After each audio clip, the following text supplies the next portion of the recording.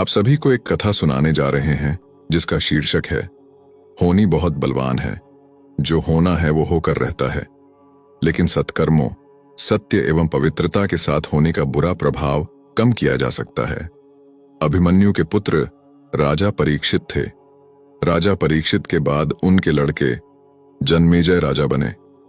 एक दिन जन्मेजय वेदव्यास जी के पास बैठे थे। बातों ही बातों में जन्मेजय ने कुछ नाराजगी से वेदव्यास जी से कहा कि जहां आप समर्थ थे और स्वयं भगवान श्री कृष्ण थे, भीष्म पितामह, गुरु द्रोणाचार्य, कुलगुरु कृपाचार्य जी, धर्मराज युधिष्ठिर जैसे महान लोग उपस्थित थे, फिर भी आप महाभारत के युद्ध को होने से नहीं रोक पाए और देखते देखते अपार जनधन की हानि हो गई। यदि मैं उस समय रहा होता तो अपने पुरुषार्थ से इस विनाश को होने से बचा लेता। अहंकार से भरे जन्मेजय के शब्द सुनकर भी व्यास जी शांत रहे। उन्होंने कहा, पुत्र, अपने पूर्वजों की क्षमता पर शंका न करो। यह विधि द्वारा निश्चित था जो बदला नहीं जा सकता था। यदि ऐसा हो सकता तो श्री कृष्ण में ही इतनी सामर्थ्य थी कि वे युद्ध को रोक सकते थे।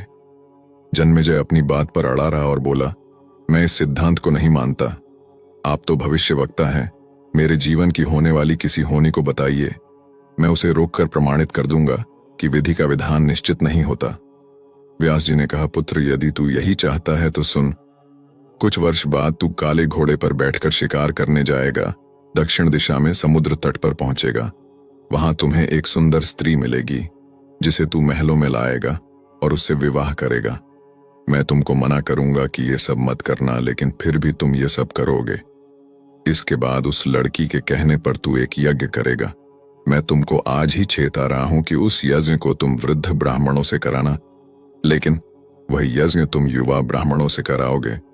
और जन्मेजय ने हंसते हुए व्यास जी की बात काटते हुए कहा कि मैं आज के बाद काले घोड़े पर ही नहीं बैठूंगा तो ये सब घटनाएं घटित ही नहीं होगी। व्यास जी ने कहा कि ये सब होगा, और अभी आगे की सुन।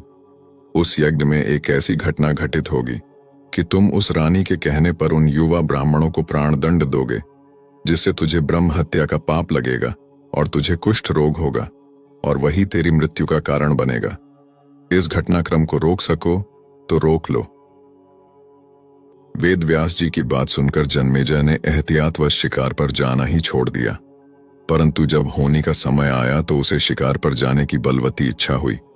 उसने सोचा कि काला घोड़ा नहीं लूंगा, पर उस दिन उसे अस्तबल में काला घोड़ा ही मिला। तब उसने सोचा कि मैं दक्षिण दिशा में नहीं जाऊंगा, परंतु घोड़ा अनियंत्रित होकर दक्षिण दिशा की ओर गया और समुद्र तट पर पहुंचा। वहां पर उसने एक सुंदर स्त्री को देखा और उस पर मोहित हुआ। जन्मेजय ने सोचा कि इसे लेकर महल में तो जाऊंगा, लेकिन शादी नहीं करूंगा। परंतु उसे महलों में लाने के बाद उसके प्यार में पड़कर उससे विवाह भी कर लिया।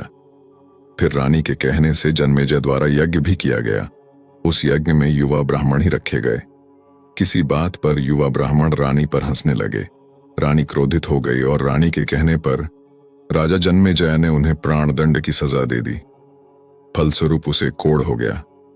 अब जन्मेजय घबरा गया और तुरंत व्यास जी के पास पहुंचा और उनसे जीवन बचाने के लिए प्रार्थना करने लगा। वेद व्यास जी ने कहा कि एक अंतिम अवसर तेरे प्राण बचाने का और देता हूं। मैं तुझे महाभारत में हुई घटना का श्रवण कराऊंगा, जिसे तुझे श्रद्धा एवं विश्वास के साथ सुनना है। इससे तेरा कोढ़ मिटता जाएगा। परंतु यदि किसी भी प्रसंग पर तूने अविश्वास किया तो मैं महाभारत का प्रसंग रोक दूंगा और फिर मैं भी तेरा जीवन नहीं बचा पाऊंगा। याद रखना, अब तेरे पास यह अंतिम अवसर है। अब तक जन्मेजय को व्यास जी की बातों पर पूरा विश्वास हो चुका था, इसलिए वह पूरी श्रद्धा और विश्वास से कथा श्रवण करने लगा।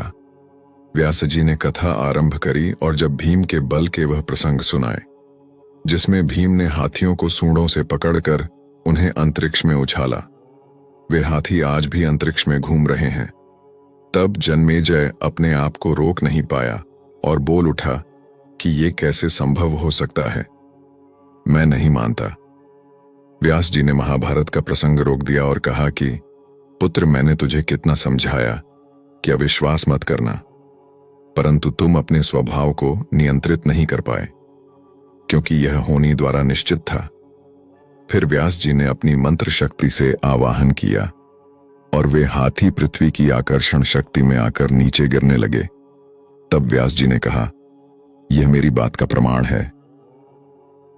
जितनी मात्रा में जन्मेजय ने श्रद्धा विश्वास से कथा श्रवण की, उतनी मात्रा में वह उस कुष्ठ रोग से मुक्त हुआ, परंतु एक बिंदु रह गया और वही उसकी मृत्यु का कारण बना। इस कथा का सार यही है कि कर्म हमारे हाथ में है, लेकिन उसका फल हमारे हाथों में नहीं है।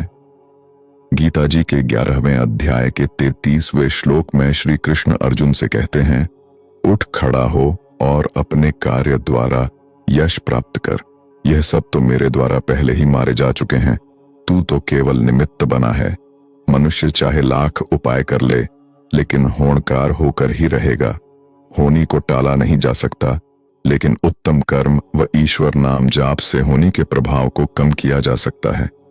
सूरज सारे संसार के सिर पर तपता है, क्योंकि सूरज के भाग्य में फिरना ही लिखा है, लेकिन चंद्रमा जैसे निर्मल देवता पर भी बुरे आचरण का दाग लगा है। समुद्र बहुत बड़ा, किंतु समुद्र का पानी खारा होने से कोई नहीं पीता है। संसार में होने वाला है वो होकर ही रहेगा, किसी के टाले से नहीं टलता है।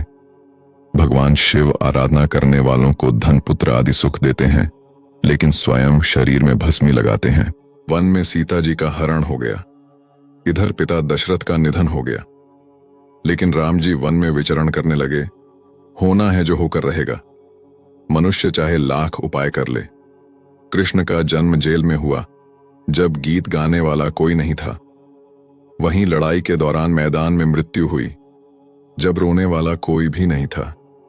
किसी से भी होनी नहीं टलती है। माता का हृदय इतना विशाल होता है कि वह अपने पुत्र के सभी अपराधों को क्षमा कर देती है।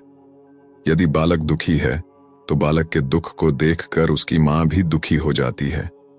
बालक प्रसन्न होने पर मां का भी मन प्रसन्न हो जाता है। ईश्वर अपने भक्तों और साधनों के दुख को उसी प्रकार दूर करता है, जैसे माता अपने पुत्र के दुख को दूर करने के लिए तत्पर रहती है।